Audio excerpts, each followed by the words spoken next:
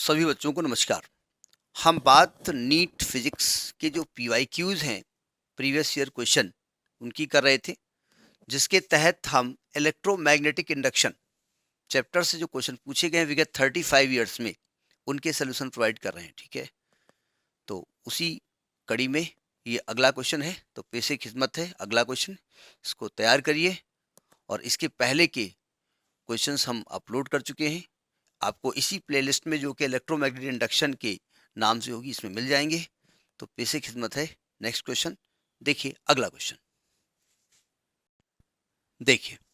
ये क्वेश्चन लिखा तो इसमें नीट 2013 है, लेकिन तब पीएमटी होता तो पीएमटी 2013 का है। नीट को हो या पीएमटी को, हम क्वेश्चन पढ़ते हैं, तब तक उसकी दीदार करिए आप।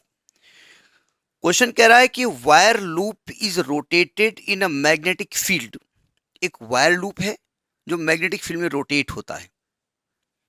The frequency of change of direction of induce EMF, चूंकि उसमें एक इंड्यूस ईएमएफ क्रिएट होगा, तो उसकी फ्रीक्वेंसी बतानी है कि चेंज होगी, फ्रीक्वेंसी चेंज होगी वंस पर रेवोल्यूशन, ट्वाइस पर रेवोल्यूशन, 4 टाइम्स पर रेवोल्यूशन या 6 टाइम्स पर रेवोल्यूशन। तो पहले समझने की कोशिश की जाए।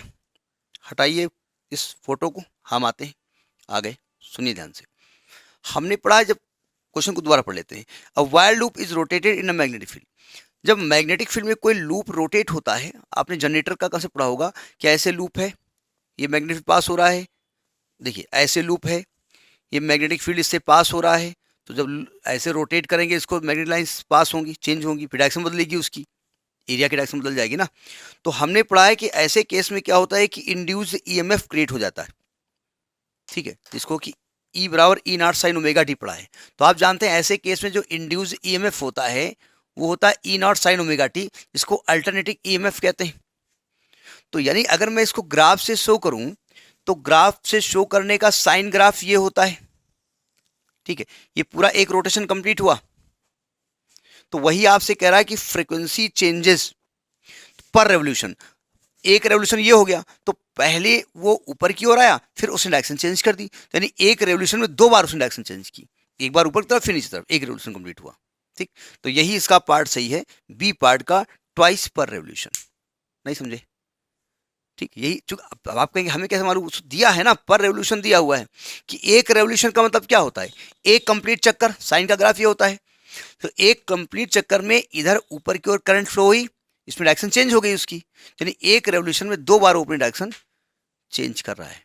तो इसका आपका बी पार्ट सही है ना। ध्यान से क्वेश्चन को देखिएगा, लॉजिक क्या कह रहा है।